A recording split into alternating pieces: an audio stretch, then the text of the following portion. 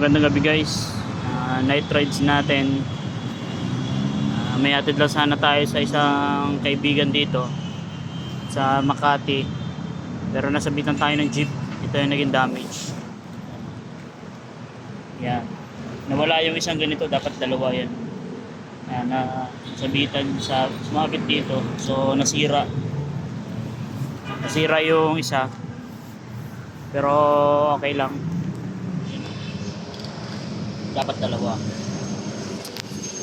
Pero okay lang kasi baka pagod na rin yung jeepney driver.